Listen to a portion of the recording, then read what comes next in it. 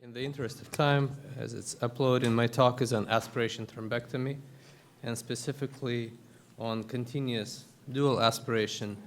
And the shift in role of what we call a guide catheter, now more and more commonly becoming a critical tool for active aspiration. That's how I would explain this. I would like to begin by acknowledging all of the co-investigators, all of the co-authors on this work, and skipping my disclosures, nothing super critical. A very brief overview. Most of you are highly familiar with this topic, but just to point out the nuances in evolution of mechanical thrombectomy, from the Mercy retriever to stent retrievers to aspiration catheters, we would traditionally focus on the device that is interacting with the clot, right? The role of a guide catheter, be that a lawn sheath or a balloon guide catheter, traditionally would be limited to just establishing access to the target territory, and that's pretty much it. We're really neglecting the importance of this component of thrombectomy and aspiration thrombectomy specifically. And again, very briefly, aspiration thrombectomy, a few different terms are used, but ADAPT is by far the most commonly used one, is something that emerged around 2012, 2013, again, due to its simplicity. Back then, it was primarily the penumbra family catheters and aspiration generated either with a vacuum or with a syringe, with average thrombectomy times from access to reperfusion, roughly 40 minutes or so, give or take, depending on the papers that you would look at.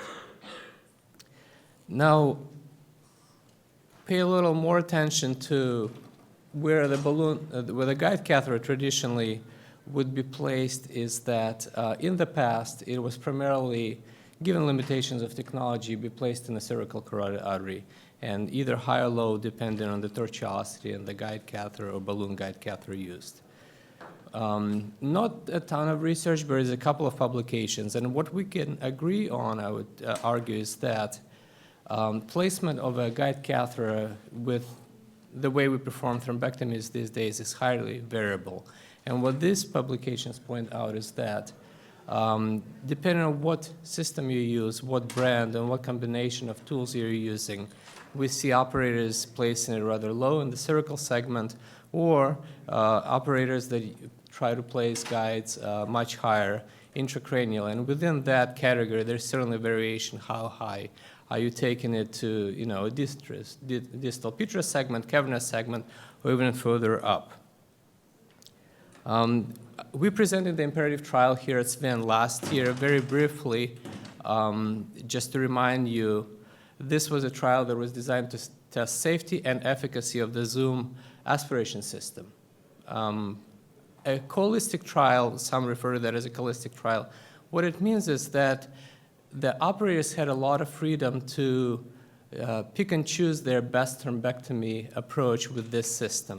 The absolute requirement was that the operator had to use the Zoom 88 catheter, the 0.088 inch internal diameter catheter as the initial catheter. After that, the choice of smaller aspiration catheters, be that Zoom 71, 55, or 45, was left at the discretion of the operator depending on what the angiographic features of that particular case were. Also, when feasible, the operators were encouraged but not required to use aspiration. Most operators, as pointed out by this slide, 81%, would choose to use dual aspiration, concomitant aspiration, that's how it was referred in the paper, where aspiration would be applied at the Zoom 88 and a smaller catheter at the same time. Back then, there was no dual ports. It's a minor technical detail, but it's quite interesting for this talk.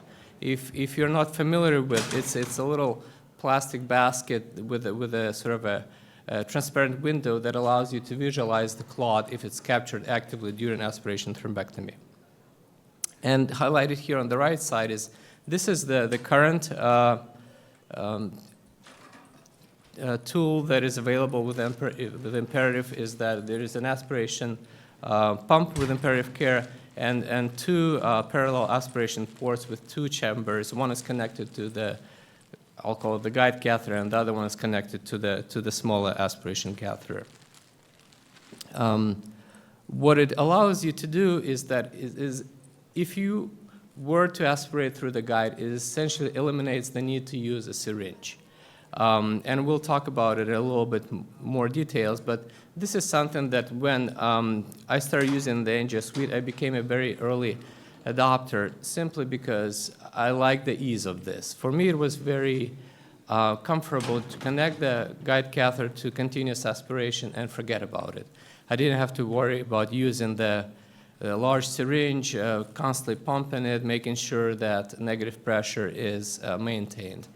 Now, if you ask me, well, Max, is there any data behind or any science behind changing to a dual aspiration rather than using a manual syringe, other than your comfort and ease of use? Actually, surprisingly, there is, and it's quite simple and easy to understand. So what happens, let's pause for a second. What happens when you use a large syringe? Most of us would use a 60cc syringe, would create negative pressure, would lock it at the guide catheter. And then we're starting to remove the aspiration catheter, or a standard tube for that matter, if you're still using one and if you're really a dinosaur. So most of the time you do that, there is no true aspiration power through the guide because the smaller aspiration catheter is inside. The critical time when you really want this aspiration to start working is when the inner aspiration catheter is removed. But unfortunately, what happens is you open your RHV, your rotating hemostatic valve, and there is an instant drop in that negative pressure. It returns back to zero. And this is exactly when you want that pressure to be at its most effective point. This is what this video illustrates. And I wish we could see clots in real time during thrombectomy, but we cannot, right? And so the best we can do is at least try to understand what happens in vitro. Here in the 3D model, you see that Zoom 71 captured the clot. And as you're removing the Zoom 71, you saw that clot is getting lost. Why? Because you open up the port, the negative pressure is lost. So instead of minus 27, you go instantly back to essentially zero, and the clot just flies away. What happens if you apply continuous dual aspiration is that there is going to be that very brief drop in negative pressure as you open the port. But the pump will instantly compensate for that and restore that negative pressure. And now that short transition is corrected very rapidly. If you were to do it manually, you probably are not going to capture that very moment where it's needed the most, or you would have to constantly perform this aspiration movements with a syringe, with a plunger. And so what you're seeing here is the clot was too large for the 71 to completely ingest it, and the larger catheter, Zoom 88, essentially was able to trap the clot and remove it completely. Again, it's a very simple modification to your existing technique, and I would argue why not to use it, why not to give it a shot. So the way we evaluated this first is when people who decided to be early adopters of this technology started using it, we did simple retrospective analysis of consecutive cases of what we very modestly called ADAPT 2.0 approach. Over a short time period, same occlusion size that we saw in the imperative trial, ICA, MCA, M1, M2, posterior circulation. And this was the breakdown. The majority of cases were MCA occlusion, of course. 11% were occlusions of multiple vessels. The majority of aspiration catheters were either Zoom 71 or 7X, and Zoom 88 was used in all of these cases. Very quick performance metrics. Average time to reperfusion is 17 minutes. Good recanalization scores. This is what the most interesting part of this presentation is. Now that we have those baskets that are showing us where the clot is trapped, and we're able to visualize the clot debris, not in that large canister that is mixed with blood, but clearly in that little pod, what we're seeing is that in 1 in 3 cases, we in fact capture some parts of the clot from the Zoom 88 catheter in the Zoom 88 pod. In fact, in 9% of cases, 1 in every 10 or 11 cases, the clot would only be captured with the larger catheter, with the Zoom catheter. Whether it happens because the Zoom 88 was used as a primary aspiration tool, or you start with a smaller catheter and then the Zoom 88 took over and aspirated the clot, I would argue it's not as relevant. The fact is that it's actually happening. In the past, when we were not looking for this specifically, we didn't recognize that the phenomenon exists. And we don't know what we don't know exactly. And not surprising, the majority of these would occur with larger occlusions, but I'd argue that even with the smaller ones, 25% of M2s, we saw the same phenomenon. And the moderators are asking me to move towards the end. So this is an example of clots being captured in both pods. And I would just summarize that, give it a shot. It's something very simple and seems to help.